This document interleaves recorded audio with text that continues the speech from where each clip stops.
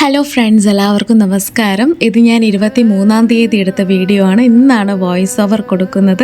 കാരണം എനിക്ക് back to back events ഉണ്ടായിരുന്നു, വെഡ്ഡിങ്സ് ഉണ്ടായിരുന്നു കമ്പയറിങ് ചെയ്യാനായിട്ട്. അപ്പോൾ ഞാൻ ഓൾറെഡി അപ്ലോഡ് ചെയ്തിട്ടുണ്ടായിരുന്നു ബ്രഹ്മമുഹൂർത്ത വിളക്ക് വീണ്ടും വെക്കാൻ സ്റ്റാർട്ട് ചെയ്തു എന്നും പറഞ്ഞിട്ട്. 23-ാം തീയതി ഞാൻ ആക്ച്വലി 6-ാമത്തെ ദിവസത്തെ ബ്രഹ്മമുഹൂർത്ത ദീപമാണ് കേട്ടോ തെളിയിക്കുന്നത്. ഇത്തവണ ബ്രഹ്മമുഹൂർത്ത വിളക്ക് തെളിയിക്കാൻ ഞാൻ ചുവപ്പ് തിരികളാണ് ഉപയോഗിക്കുന്നത്.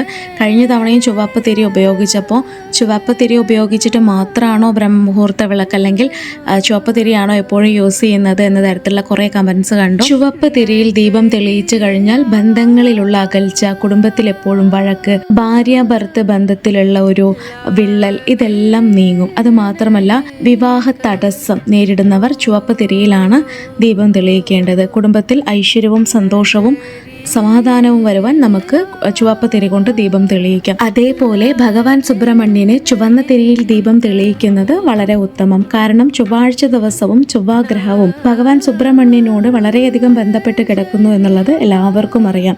ചൊവ്വാഗ്രഹത്തെ കുറിക്കുന്ന നിറമാണ് ചുവപ്പ്. അതുകൊണ്ട് തന്നെയാണ് ചൊവ്വാഴ്ച ദിവസം ഭഗവാൻ സുബ്രഹ്മണ്യന് വെറ്റില ദീപമോ അല്ലെങ്കിൽ പരിപ്പ് ദീപമോ തെളിയിക്കുമ്പോൾ ചുവന്ന തിരി ഉപയോഗിക്കണം എന്ന് പറയുന്നത്. അതേപോലെ തന്നെ ദേവിക്കും നമ്മൾ ചുവന്ന തിരിയിൽ തന്നെയാണ് ദീപം തെളിയിക്കുന്നത്. അങ്ങനെ ഒരുപാട് ഗുണങ്ങളുണ്ട് ചുവപ്പ് തിരിയിൽ നിത്യം നമ്മൾ ദീപം തെളിയിച്ച് വരികയാണെങ്കിൽ.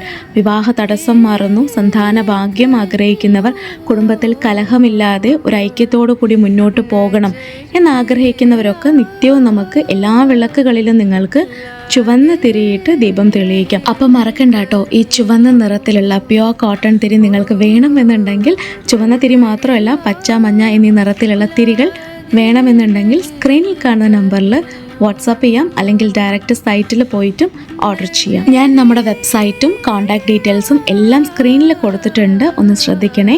അതേപോലെ ബ്രഹ്മമുഹൂർത്ത ദീപം ഞാൻ 5:30-ക്കുള്ളിലായിട്ട് തെളിയിച്ചു. എന്ന് മാത്രമല്ല, നമ്മുടെ ധന ആകർഷണ പൊടിയിൽ വീട് ഫുള്ള് സാമ്പ്രാണി കാണിച്ചു.